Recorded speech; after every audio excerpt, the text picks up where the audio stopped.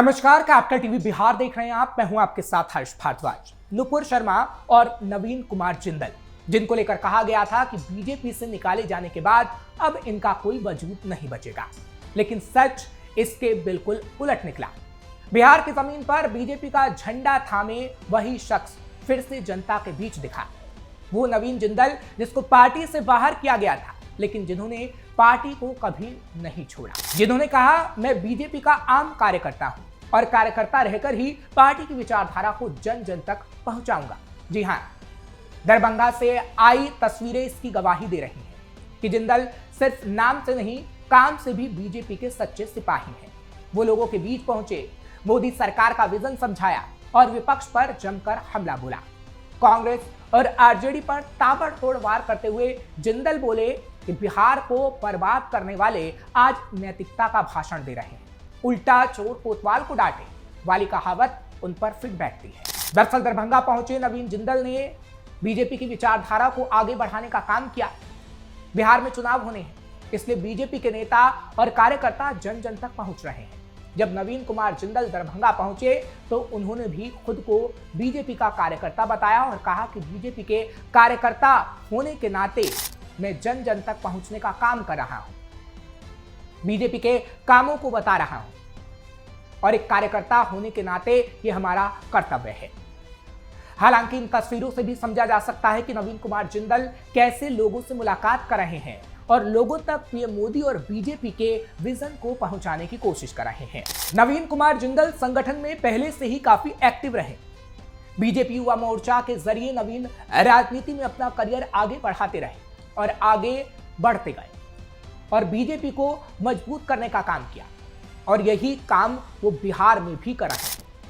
हालांकि मीडिया कर्मी ने उन्हें बीजेपी से हटाने को लेकर जब सवाल किया तो उन्होंने साफ कहा कि मैं बीजेपी का एक आम कार्यकर्ता हूं और कार्यकर्ता के रूप में बीजेपी की विचारधारा को आगे बढ़ाने का काम करता रहूंगा।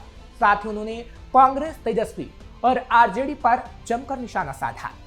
आज देश में आवश्यकता जो है एक राष्ट्रवादी पार्टी की है, वरना अपोजिशन में राहुल गांधी हो, तेजस्वी हो या फिर अखिलेश यादव हो, ऐसे तमाम विपक्ष में बैठे वाले लोग जॉर्ज सोरेस और सैम पित्रोदा के हाथों में खेल रहे हैं। जो डीप स्टेट की एक थ्योरी आपने सुनी होगी जी, उसके पद पर भारत के अंदर देश में दंगे कराना चाहते हैं, भारत को मजबूत होने की जगह कमज़ोर होने की साजिश रच रहे हैं।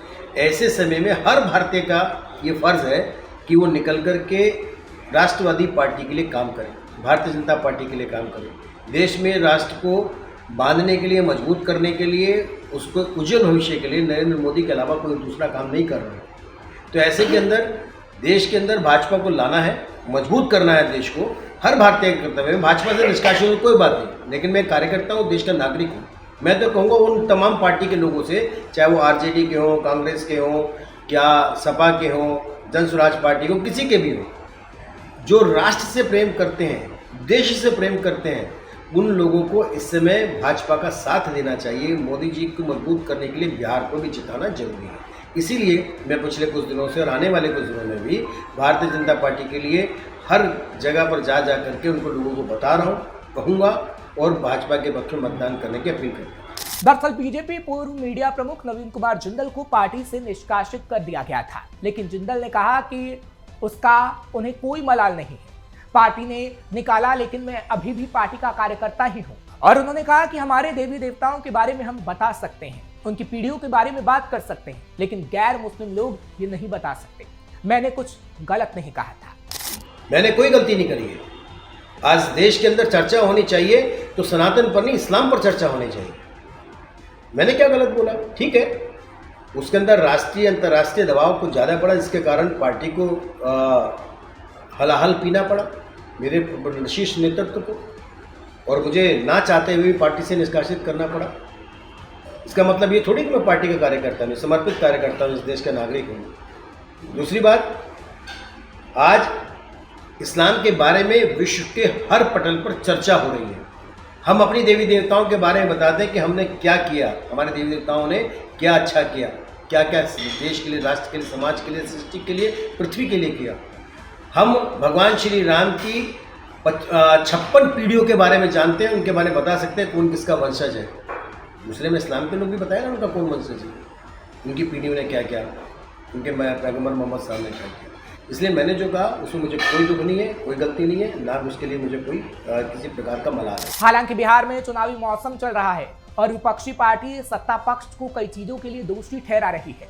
इस पर जिंदल ने कहा, जो खुद दोषी है वो दूसरों को दोषी ठहरा रहा है। उन्होंने कांग्रेस और आरजेडी पर जमकर निशाना साधा और कहा कि इन दोनों पार्टियों ने बिहार को बर्बाद कर दिया है और जनता इस बात को अच्छे से समझ रही है। मुंगेरी लाल के सपने तो कोई भी देख सकता है ना। जो आदमी कॉर्पोरेशन में नहीं आ सकता वो सरकार की बात कर रहा है। तो इसलिए जिसके जमीन पे कुछ नहीं है वो हथेली पे सरसों कोई भी उगा ले। वो क्या कल को मैं प्राइम मिनिस्टर बनूंगा तो मैं ये कर दूंगा। ऐसे तो उसने भी कहा था राहुल गांधी ने कि भाई हम आएंगे तो 370 दोबारा से लागू कर देंगे, हम आएंगे तो मुसलमानों के लिए जो संशोधन किए गए उनको वापस कर देंगे, संसाधनों में पहला अधिकार मुसलमानों को दे देंगे। हुआ क्या? ना थे, ना है, ना आएंगे, ना भूतो ना भविष्य। वो आने वाले नहीं है, उनको भूल जाइए। फिलहाल जिंदल ये बताने की ही कोशिश कर रहे थे कि कांग्रेस और आरजेडी ने लोगों से बस झूठे वादे किए। हालांकि बिहार चुनाव हो और पीके की बात ना हो, ऐसा भी नहीं हो सकता। इस पर भी जब नवीन कुमार जिंदल से सवाल पूछा गया तो उन्होंने प्रशांत किशोर को डूबता जहाज बताया और कहा एनडीए के सामने सब फीके हैं और इस बार भी जनता एनडीए को भारी बहुमत से जिताने का काम कर रही है। प्रशांत किशोर को चुनाव के समय में याद आया क्या? इतने समय थे, पहले क्यों नहीं याद आया? क्यों नहीं चले गए कोर्ट में? क्यों नहीं चले गए अदालत में? क्यों नहीं चले गए इन्वेस्टिगेशन एजेंसी में? क्यों नहीं एफआईआर दर्ज करा दी? आज किस लिए याद आ रहा है?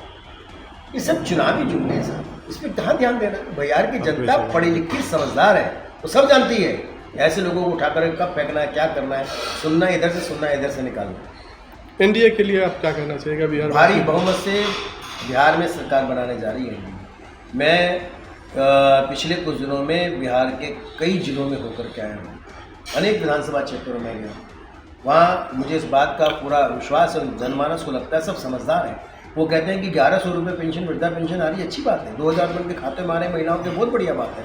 यहाँ उनको 5 किलो का राशन मिल रहा है, इससे बढ़िया बात कुछ नहीं है। किसानों को किसान समृद्धि योजना के तहत उनके खाते में समय पे पैसा आता है। टीचरों को पेंशन आती है, पहले साल में एक बार तनख्वाह आती थी मार्च में, अब तो जो है 30 तारीख को उनके खाते के अंदर पेंशन भी आ जाती है। तनख्वाह तो अलग की बात है, तनख्वाह भी लोगों के आते काम करने वालों की। बिहार के जगह जगह सड़कों का विकास हुआ है, रोड बहुत अच्छे हुए हैं। जहाँ जाने में पहले 12 घंटे लगते थे, आदमी 2 घंटे में पहुँचता है। तो लोगों को, बिहार के लोगों को समझ में आता, मूर्ख थोड़ी है साहब। ये धरती जो है बिहार की नालंदा की, वो धरती जिसने पूरा सबको इतिहास दिया, शब्द दिए।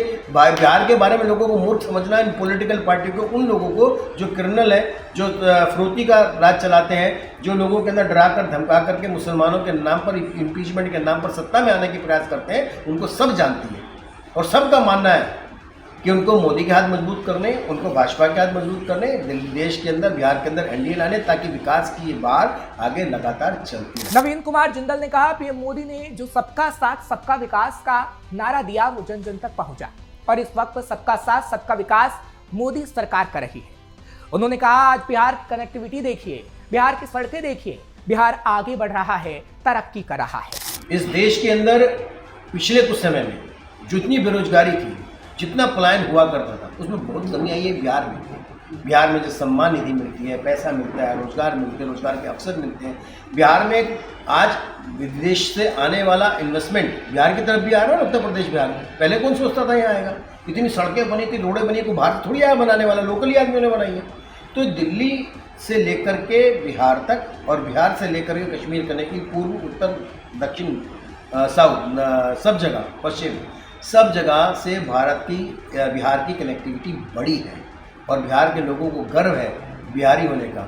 इस बात पे गर्व है क्योंकि बिहार में सब जानते हैं कि पहले देश के राष्ट्रपति राजेंद्र बाबू का कांग्रेस ने किस प्रकार से अपमान किया।